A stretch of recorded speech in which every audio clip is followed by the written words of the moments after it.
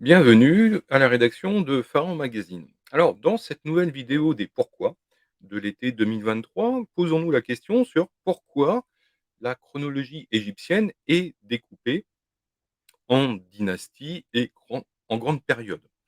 Comme vous le savez sans doute, vous avez l'Ancien Empire, le Moyen Empire, le Nouvel Empire, les 3 périodes intermédiaires, la Basse Époque et une segmentation, de l'histoire égyptienne, de la chronologie, en dynasties.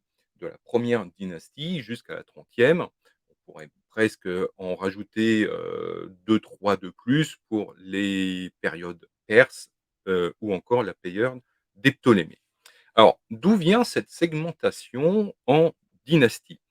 Alors, il s'agit de l'historien égyptien qui écrit en grec, Manéthon, donc nous sommes au début de la période ptolémaïque, donc sous Ptolémée Ier, Ptolémée II.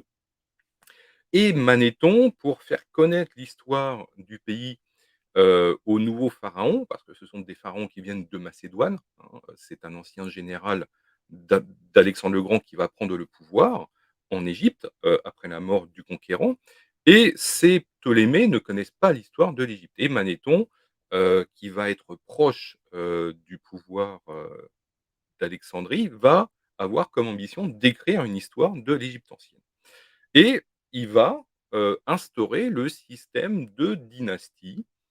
Mais Manéthon, en fait, reprend ici une tradition déjà ancienne qui apparaît, au plus tard au Nouvel Empire, parce qu'on a des documents effectivement au Nouvel Empire et notamment, le fameux papyrus, royal, en fait, le canon dit de Turin, qui rassemble, des dizaines et des dizaines de rois qui sont cités et ces rois sont répartis, alors pas par dynastie proprement dite, mais plutôt heu, par leur ville d'origine et par la famille royale et on constate effectivement que les Égyptiens eux-mêmes, vont segmenter en quelque sorte, vont découper, leur propre histoire selon, la famille royale qui règne et les changements de famille royale et en fait, le changement de famille royale ou de capitale aussi d'ailleurs,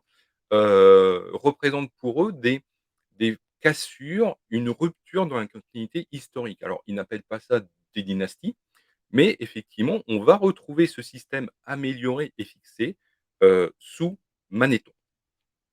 Alors, si vous voulez poursuivre un petit peu, la découverte de l'Égypte ancienne, bien évidemment, vous avez le magazine, Pharaon Magazine.